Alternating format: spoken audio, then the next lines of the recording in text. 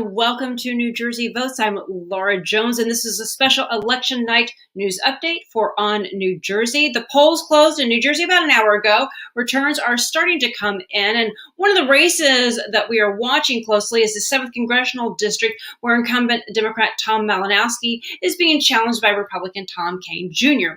Joining me now is longtime state assemblyman and former gubernatorial candidate John Wisniewski, and it is good to see you tonight. How are you? Laura, good to be with you on election night. Absolutely. So I know the polls have only been closed about an hour. What are you hearing so far?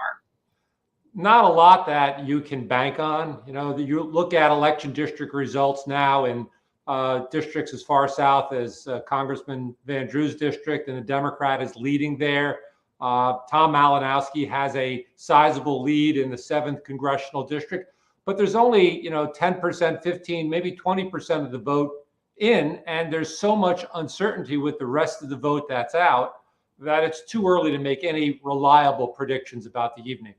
Right. And there were upwards of over 900,000 absentee ballots that went out. Only about 500,000 came back. Those typically tend to go more Democrat. Am I correct in that? Well, the absentee early vote tends to lean Democratic, but that's changing because Republicans have understood the advantage they've given to Democrats. And so over the years, we've seen that number erode a little bit. It's still largely a Democratic number, but it reduces each year. Right. So, in looking at the big picture, Republicans needed five seats to pick up a majority in Congress, 1 seat in the Senate. What do you look as far as the Democrats, based on everything you've seen in these past few weeks of the campaign? How are you feeling about the chances that Republicans will take the majority and Democrats will be in the minority? Well, I think that the safe money right now is on that the Republicans will be able to pick up at least 6 seats that give them a very narrow majority in the House of Representatives. I think that the Democrats have a fairly good chance at holding on to the U.S. Senate, maybe even having a 1-vote plurality in the Senate. But again, when you look at states like, say, Pennsylvania, where Allegheny County just came in huge for John Fetterman. Pennsylvania, Philadelphia County came in, I think, 90% for John Fetterman. But what we don't have is all of that vast area in the middle that will vote for Dr. Oz.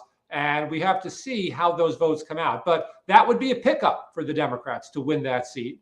And I know that we need to hold on to Raphael Warnock in Georgia, and we need to do so much more across the nation. And don't forget, even next door in New York, Governor Kathy Hochul seemed like a sure bet to get reelected, only to have a late surge by the Republican. Right. And, a lot of New Jersey gets lost in that shuffle because we are so close to Pennsylvania and we are close to New York. And especially in Pennsylvania, where John Fetterman and Dr. Oz have been battling out, that has really sucked a lot of the air out of hearing about these races here in New Jersey. Well, I mean, it's the age-old dilemma for our state, right? Is that, as Benjamin Franklin said, we are a barrel tapped at both ends. We've got the Philadelphia media market that tends to give a little bit of coverage to New Jersey, but most of it to Philadelphia and the surrounding suburbs, and the New York media market that doesn't even treat like New Jersey exists. And so it's really tough if you're a New Jersey candidate to rise above all of that clutter. And the only way you really can do it is by investing a huge amount of money in either of those very expensive media markets, which is very difficult to do these days. One of there was a report that I saw, polls taken, and you don't really need a poll, and we can talk about polls as well, to know that Republicans think, there's a group of Republicans that think the Democrats are way too extreme. There are a number of Democrats who think Republicans are too far extreme. But so many people really do agree on more than they disagree on. But you have people who are just thinking, what does it matter if I turn out to vote? And people are becoming like, well, I don't want to be a part of this party. I don't want to be a part of that party, because there are these two extremes. And it just seems to be a lot of disconnect. I know every year it seems like it gets more and more toxic toxic, but I just wanted to get your thoughts on that and all of those younger voters. My daughter's 18 years old, right? Her first time to being able to vote. I was asking her about it, and she's like, I don't like any of this. I don't like all the negativity. What are your thoughts on trying to get those voters who feel like, what's the point of coming out? Well, my experience over 22 years in the legislature and having run statewide for governor is that a lot of people are really, picking off a menu. They want some from one column and some from another column. They're not really lockstep the way most party faithful are. And so, you'll find people who are fiscally conservative also support a woman's right to choose. If you are into party orthodoxy, oftentimes that doesn't work. And what the middle wants is not to be involved in either side. And so, the extremes on the Republican side and the extremes on the Democratic side are really hurting both parties in large, because most people I don't want to be involved in that. I don't really like that type of extremism. I just want to make sure I can put gas in my car at a reasonable price, get groceries for my family, make sure my kids have a good education. And a lot of times that gets really, really lost in the culture wars and the debates that the Republicans and Democrats have with one another. Yeah, who do you think the voters, what do you think the issues are that are truly driving voters out here in New Jersey right now? I think the issues that are driving voters in New Jersey are the issues that drive voters nationally. When it comes to national politics, people tend to be more about economic bread and butter issues. They are worried about what they hear in the press relentlessly about an economy that is not doing as well, about inflation, about high prices for gasoline, and that has them concerned. Now, there's so much disinformation out there that it's easy for voters to be led astray. It's easy for voters to hear a message that they think perhaps answers their questions or at least addresses their concerns. And that's really where this election comes down, is that Republicans have really used to their advantage the fact of a global economic turmoil caused by the COVID pandemic and want to cast Joe Biden as the culprit. Look, inflation is high in the United States, but among Western democracies, it's the lowest here in the United States, and Joe Biden ought to get credit for that. When you look at the economy, yeah, we have inflation that's higher than we'd like, but we have record job growth and record unemployment. I mean, there are so few people who are unemployed right now that it is a record for our nation. And Joe Biden ought to get credit for that, but he doesn't because of the way the issue has been demagogued. Well, and also the power, whoever has the power, they're going to get blamed for whatever goes right and whatever goes wrong. And traditionally, whoever the party in power is, they typically lose seats. And we've talked, and we've had other guests on who've talked about, well, while Republicans may make gains, and we'll have to wait and see. And I don't know how long we'll have to wait to see before all the election results are in, how much of gain that they really have made when you put it in historical perspective. In other years, they've made double digits, but all they need is 5 in the House and 1 in the Senate, and nobody knows if they're going to be able to do that or how close this will be. Well, the odds are in their favor in the House. I mean, there's just so many seats, right? You take a look just at the New York metropolitan area, where you can tick off 5 seats on one hand and identify where the Republicans could potentially pick up a majority in the House, and you repeat that nationally. There's a lot of opportunity for them. The question becomes, do Americans want to turn the part of the control of our government over to a group of people who don't believe elections are fair, who don't believe that government works, who don't believe that democracy works? I mean, it seems to be almost an odd thing where people are voting for the very candidates who are against what they're running for. They're against Congress. They're against government. They're against helping people. Yet there seems to be, at least in some quarters, support for those kind of candidates. Well, getting information is becoming more and more difficult because places that say they're news networks are really more opinion and become way more partisan. And there used to, not so long ago on election night, we would know, all right, we're probably going to be able to call it around 10 o'clock, around 11 o'clock. And that is not the case anymore. Not only do we have so many more people, and this is part of the pandemic for better or worse, that do early voting, and so many states have extended it, and they are allowing ballots in certain states up until mid-November. And then it seems that we have more and more legal challenges that drag the election results out, so we don't always know right after Election Day. Does that tell you anything about our system being potentially broken, or are you concerned about that?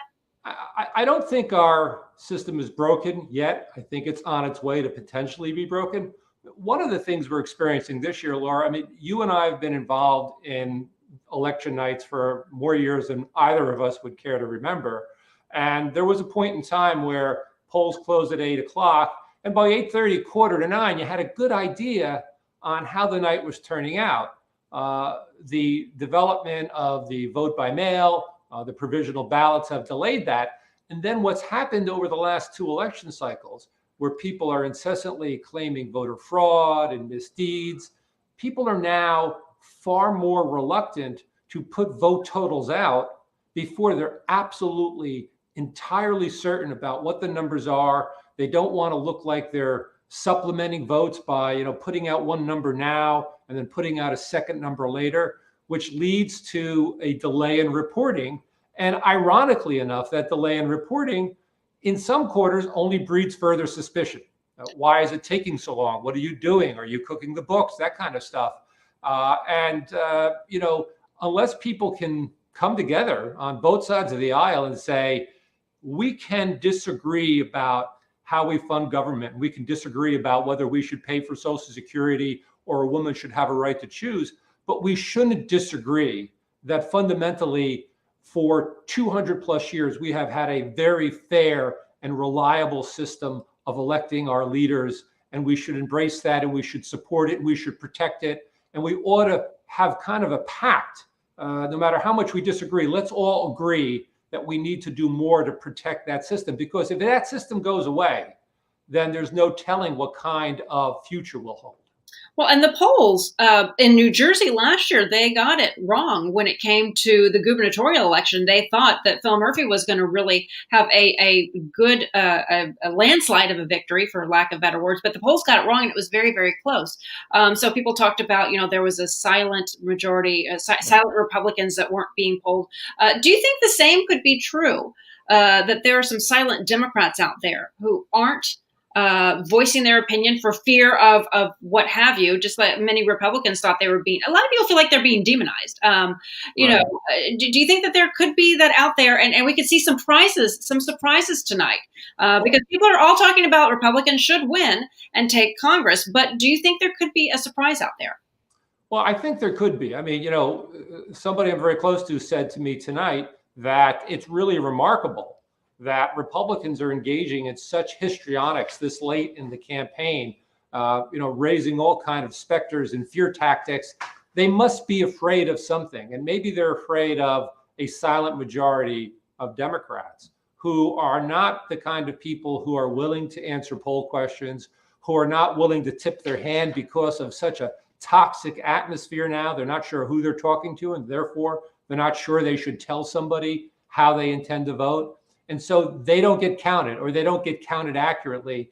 And I think that there's that possibility. And I think clearly, despite the polling that's out there that shows it to be very gloomy for Democrats, I do think that in a lot of quarters, there's that hope that silent majority, which is really an ironic term, first coined by Richard Nixon as his supporters being the silent majority, that silent majority now in 2022 will be there to support Democrats and bring Democrats to control the House of Representatives and the United States Senate. Well, even though it's late, it's after 9 o'clock, it could be a very long night. It could be a very long few days. What are you going to be watching for the rest of the night? Where are you going to be most focused? So I'm going to be looking at the 7th Congressional District, because not only is that obviously one of the most competitive House races in the country, but I do think it's also a bellwether for where the state of New Jersey will be in the future. I think one of the things that Democrats have to recognize is that we have to campaign to the electorate we have, not the electorate we want to have. And I think that in the 7th district, right, that district was far more Democratic for Tom Malinowski before this cycle, and now it's far more Republican. That's going to have to be a lesson for Democrats, not here in New Jersey, it's a reliably blue state, but nationally, because clearly for Democrats to succeed nationally, we have to do better in areas that we haven't been doing well in. And that means we have to think about our messaging so that we can attract more of those middle of the road voters who currently right now, despite all of the craziness on the Republican side, seem to be embracing that craziness because for whatever reason, they're wary of embracing Democrats. And once this election is wrapped up, we will be on to the next in New Jersey and looking ahead to not only the next presidential 2024, but in New Jersey, where the Assembly and Senate seats will be up again. Yeah, well, the good thing about New Jersey is that there's always an election on the horizon, and there are always, things being planned for the next election, even before this election is over. Control of the legislature is at stake. The number of seats that the Democrats have controlled in the General Assembly have gone down in the last two elections. And the question is will the new map support a continued Democratic majority in both houses of the legislature? I think it's going to require a lot of work. And I think people will be analyzing the tea leaves from tonight's election for many months to come to plan the 2023 election. All right. Before we even know the election results, we're looking ahead to 2023 and then, of course, 2024. John Wisniewski, thank you so much for coming on to speak with us on this election night. Laura, good to be with you again. Thanks a lot. Thank you. And we thank you so much for watching. I'm Laura Jones. Stay with On News Net on New Jersey for more election updates.